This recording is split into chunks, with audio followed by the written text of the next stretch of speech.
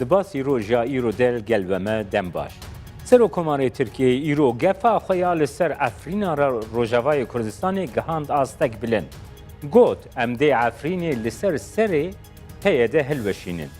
Her wiha rewşa dorpêçî Tirkiye beramberî siyaseta yasayî bi taybetî hemberiyên Kurd û Kurdistanî gehiştiye astek bilind.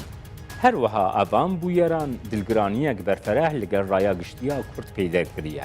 Van babetan em dê li gel mêvanê basî rojê îro Serokê giştiyê Partiya Azadiya Kurdistanê Mustafa Özçelik bigirin dest û binerxînin. Kek Mustafa îro Serokkomarê Tirkiyeyê gefên êrîşbar li dijî Efrîna Rojavayê Kurdistanê xwarin. Her piştî wê jî topbaran hemberî Efrînê dest pê kir. Min dixwest vê babetê de nirxandina te bikirim. Var baş keke Cemal spasya Kurdistan 24 و spasya cenabê te dikin ji bo vê derfetê. Rast e Serokkomarê Tirkiye ev demek ji ber mesela Efrînê gefa dixwe û divê em ê êrîş bikin. Esasê xwe û mereb giştî li meselê binêre Türkiye û Serokkomar Erdoğan dibêje em ê bi to awayî rê nedin ku li Rojavayê Kurdistanê û dibên Bakurê Sûriyê tu dewleteke nû tu statiyeke nû bêava kirin. Ev gotin û ev helwestina û ev gefna berdewamiya vê siyasetê ye.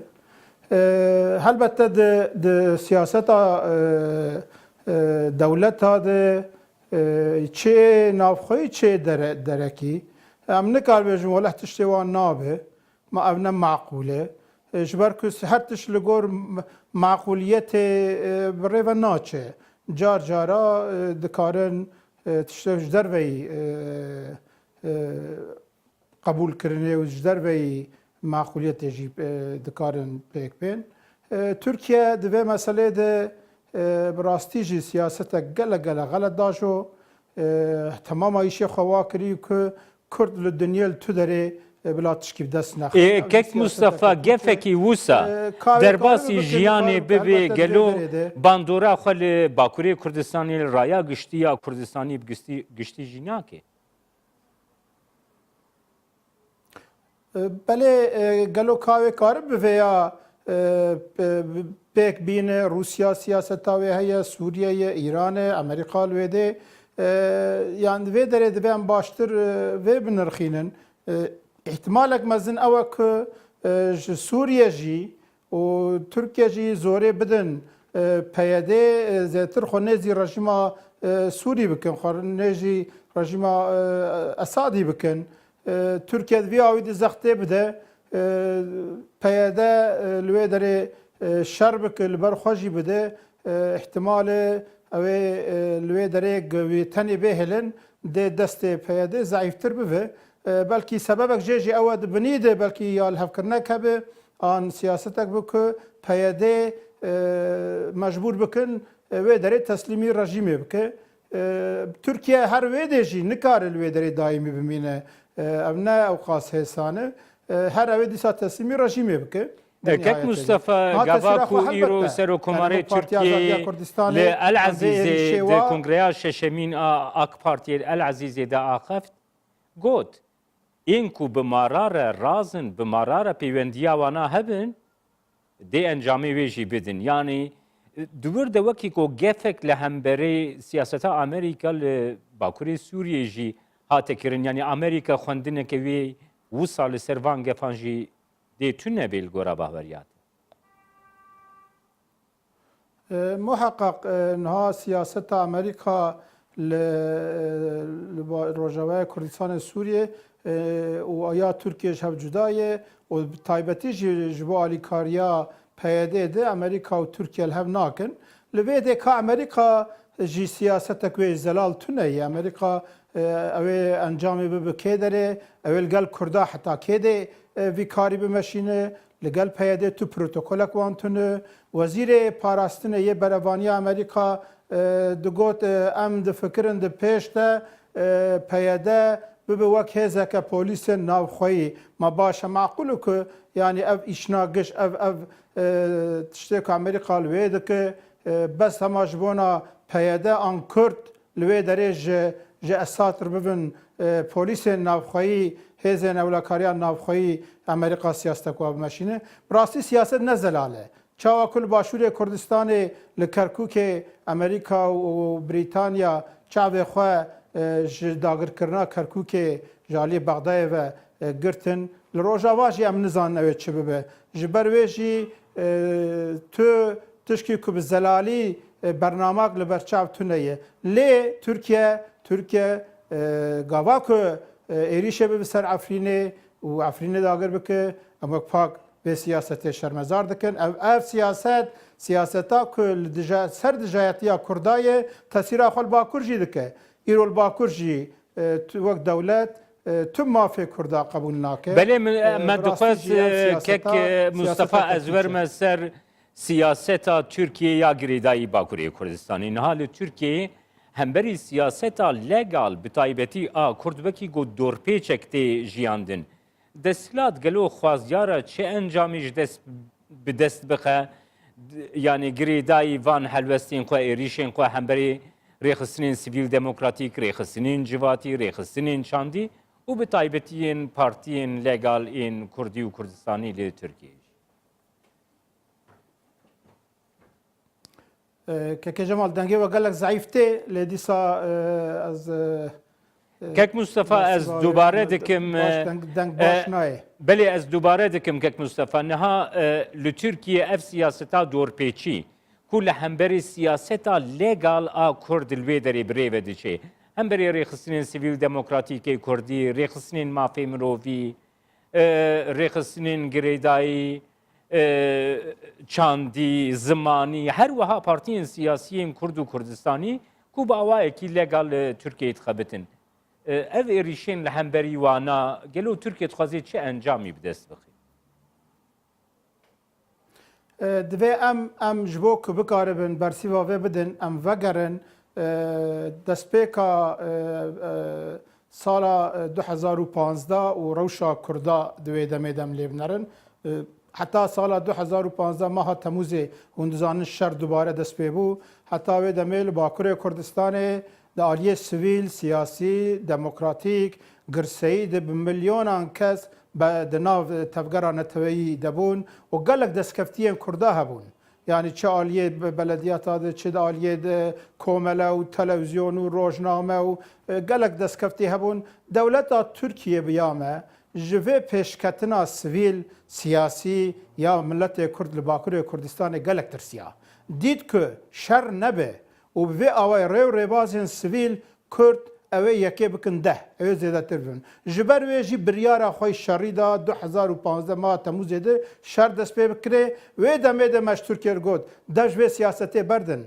94 sal wek dewlet Tirkiye dixwaze doza milletê Kurd bitefîne lê nikare ew ê dîsa nikare bike bi şer ev îşana be. Em li hemberî şerî derketin me bangî PKK jî kir me got li hemberî vê siyaseta dewletê ku dixwaze bi riya şerî destkeftiyên gelê Kurdistanê ji olê rakin hûn nebin aliyê şerî mixabin bi mesela xendek û barîqat û şerê nav bajara de rê ji vê siyaseta dewleta Tirkiye hat xweşkirin. Piştî wê hûn dizanin di Temûza 2016 de hewla darbak eskerî şikest dewleta Tirkiye û em bêjin AKP veya xweş xwar bike wek firsendekê û rabûn rewşa awarta îlan kirin û êmayî jî destkeftiyên heyî giş hindek di dema şer de ji dest çibûn hindek jî piştî wê. Dewleta Tirkiye vê dibîne Kurd gava siyasetê dikin, gava xebata sivîl dikin, xebata demokratîk dikin, li dinyê jî nava welê jî de destkeftiyên gelek mezin dest dixin, Tirkiye ji vê ditirse ji bo jî berê Kurda didişerî. Birêz Özçelik niha asta êrîşên Kurdistanê jî Birêz Özçelik asta êrîşên hemberî siyaseta legal a Kurd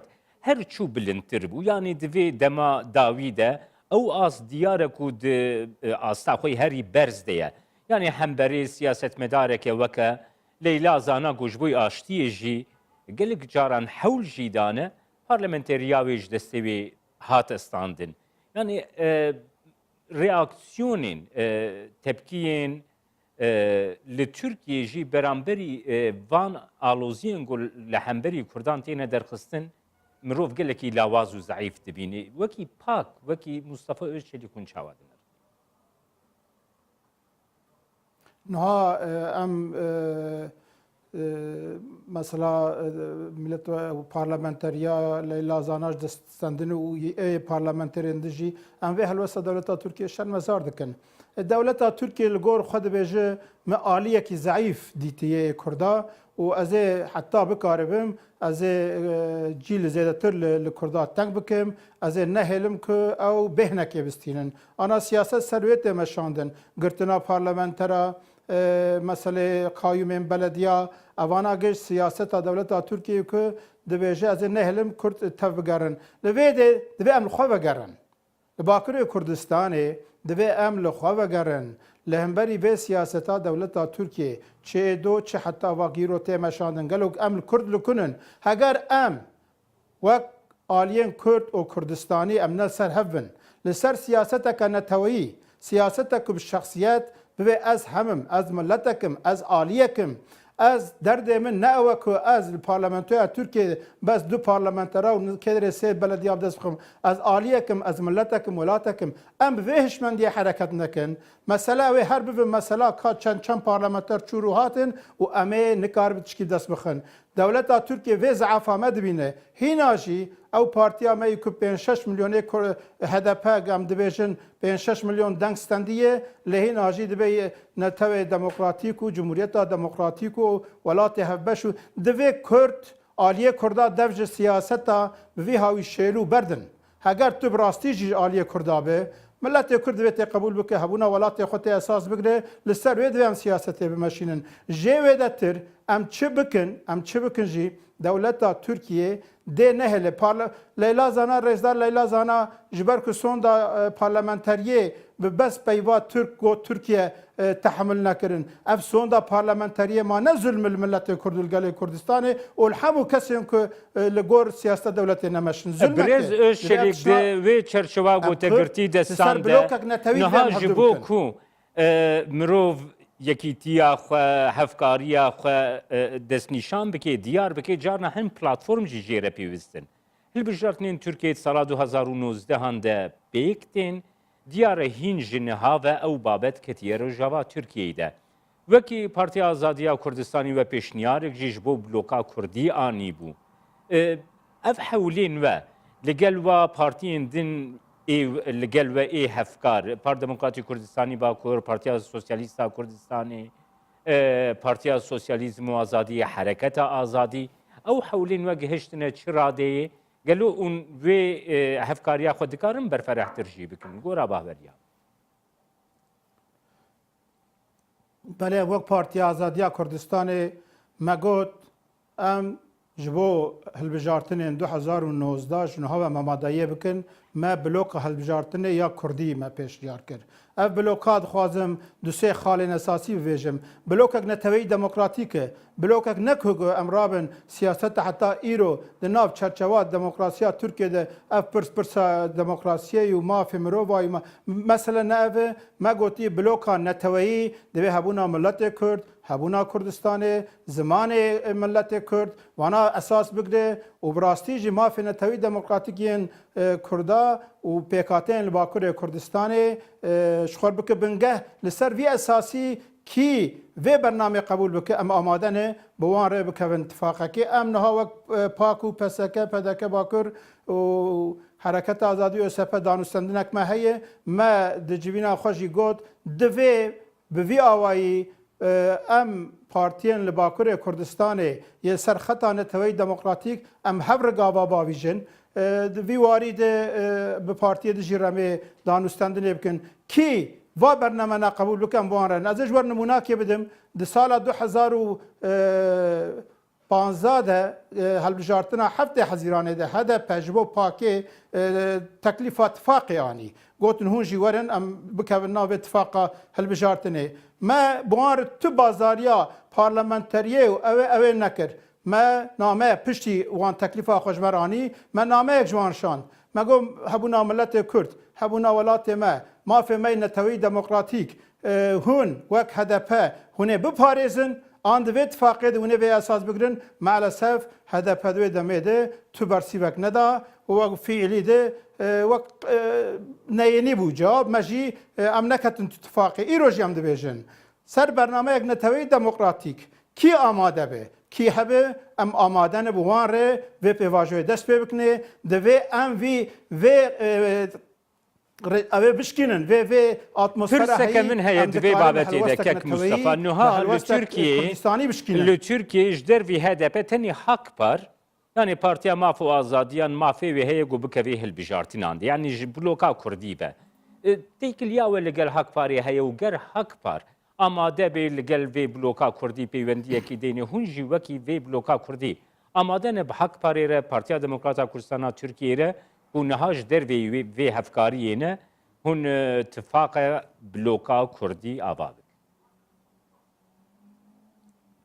نها باردم او غلطه حق پار ما فوی هلبجارتنه تونیه ما حق پار جنها او ما دست نخستیه جبو هلبجارتنه 41 باجارات تشکیلات و 105 ناوچه جی دوی تشکیلات هبن حق پار جنها دست نخستی بس HDP و هداپار اوه هنن نها ام وقت پارتی آزادیا کردستانه ji 2015 heta îro çawa şer dest pê bûye me bangî haq parê jî kiriye bangî PDK tê jî kiriye em pênc partîna me gotin werin em hevdûr hevkariyê bikin mixabin heta îro gavek pozîtîv ve hevalê me navîtinin nehatinin bi me va pênc partîna rê ji bo li berî şer jî belavok belav nekirinin helwest negirtinin ji bo piştgiriya referanduma serxwebûna Başûrê Kurdistanê jî nehatinin ew tune ji bo vê mesela blokê jî me dîsa ji haq parê gotiye haq par dibêje ê bixwazin bila bê me piştgiriya me bikin yani tu siyasetek wanî ku di vî warî de bê va her pênc partîna rê bi hev re bê qeyd û şert bi hev re siyasetekê me hevdûr tespît bikin heta niha ji aliyê hevala de nîşan nedaye em dîsa bangî PDK tê û haq parê dikin bê qeyd û şert em ev aliyê neteweyî Kurdistanê em ser masê rûnîn em bi hevdûr siyasetek hevbeş danin li ser bernameyek ku bi rastî jî rê rêvaza wê hişmendiya netewî be باوریه ته هیا که مصطفی ev pêşniyara ve ya bloka Kurdî berî hilbijartinên 2019 derbasî jiyanî niha mesela blokê heger em rastî jî bi awayekî bêalî li meselê binerin bê pêşhukmî ev bloka Kurdî dikare li Bakurê Kurdistanê rûpeleke nû veke êdî em dibên bes me got ne AKP ne CHP ne İYİ Parti ne partiyên dî em bloka neteweyî Kurdistanî vekin ew ê ku êdî ji Kurda raya ji distînin Hüdaparê HDP'ye dev ji netewa demokratîk û dev ji Cumhuriyeta Demokratîk û dev ji vê gotinên ku di çerçeveya sîstema demokrasiya ji hevketî ya Tirkiye di vê meselê de dî divê em xwevêv girê nedin em aliyekin em milletekin welatekin werin ser daxwazên basît daxwazên ku em piraniya me Kurda em kalin hevdû bikin em bernamakê çêkine li ser vê bername em bibin aliyek wê gavê dê elbette ku riyek nû vebe lê dê em tişkî jî vînin garantî tune mavayne sed belediye hatî stendin belediye giş tune hat hesibandin qayûba mesela parlamento garantiya wê tune li Tirkiye dewlet kengî dixwaze lê Kurd yek girtî bin hev girtî bin siyaseta xwe netewî hebe ne ku wenî bi şermokî bi siyasetek şêlû bi siyasetek ku hebûna milletê xwe ne di pêş û qebûl neke em ê her nod û 4 sal wanî hatinin em ê jî îro pêv jî wa biçin heyfe û vî warî de em wek pak bangî partiyên li Bakurê Kurdistanê gişa dikin dev ji siyaseta şêlû berdin dev siyaseta ku ittifaqa nava Kurda de ji holê rak jî berdin yek vekirî bloka neteweyî demokratîk ya Kurda ya hilbijartin jî ne şoreşe talebên esasî divê em bidin berxwe ew taleb jî divê hûyeta me yî welatê me û milletê me esas bigire. Birêz şelik di nav HDP de jî xuyaye münaqeşeyek divê çerçeveyê de heye. Heta berî çendîn roja di bernameyeke ku birêz Taşçıer beşdarî kirî de diyar kiriye ku ew ji bo hevkariyek Kurdî amade ne ez nizanim di nav HDP de her çend bandora vêyekê çêbûye lê diyar nav HDP de aliyekî ku dixwaze hevkariyeke ku Kurdî pêk werê heye. Gelo peywendiyeke peywendiyên we li gel vî aliyê Kurdî ê HDP heye.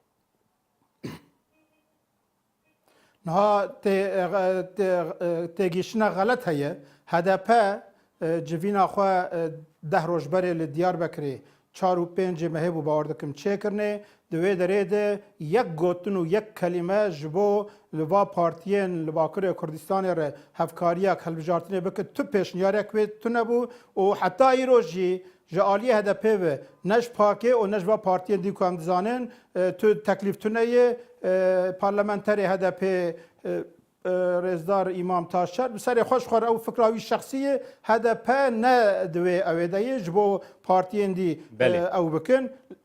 Helbette ki gelek kadrên Kurd netewî di nava HDP jî henin û ew jî muheqqaq heger yekî ji bo welatê xwe ji bo milletê xwe dilê wî lê bide dê bixwaze blokek neteweyî Kurdî derkevin lê ew bloka ne li ser şiarên ku netewa demokratîk û Cumhuriyeta Demokratîk û welata hevbeş ne li ser wê be li ser qebûlkirina milletê Kurd û Kurdistanê be mafê neteweyî demokratîk yê milletê Kurd û gelê Kurdistanê esasî bin ne şer de em gotinên pir mezin jî bidin berxwe mesela em îro rabin bernamekê ji bona hilbijartinê em bes serxwebûnê an dewletbûnê bidin pêş na em dikarin ser programek askarî lê hebûna milletê Kurd û Kurdistanê esas bigire ji ber wê jî kî ji ber bernameyê vê jin erê em henin. Di 2005 de ev bernama ku me pêşniyar kiriye HDP qebûl nekir me wan ittifaq nekir. Îro jî em dibêjin. Kî hazir bi li ser vî esasî ittifaqê bike lê divê em baş bizanibin ku di vê pêvajoya heyî ku dewleta Tirkiye em dibînin naxwaze Kurd li tu derê tişkî bi dest bixe. Heger em Kurd yek girtî bin û em bin. Em xwe bin, em li ser siyaseta keşbendiyek netewî tev bigerin, ez bawer dikim, dê ne dewlet bikaribe ew qas rehet hereket bike li hemberî Kurda, dê dinya jî nikaribe çavê xwe ji va tişinar bigire. Belê gelekî spas bi rêz Mustafa Özçelik serokê giştî ê Partiya Azadiya Kurdistanê ku ji stûdyamê Diyarbekirê tilgel. Ez spasiya we dikim, şev baş. Temaşevanên hêja vî awayê em hatin dawiya bernameya îroya basî roj heta bernameyek din a basî roj her şab.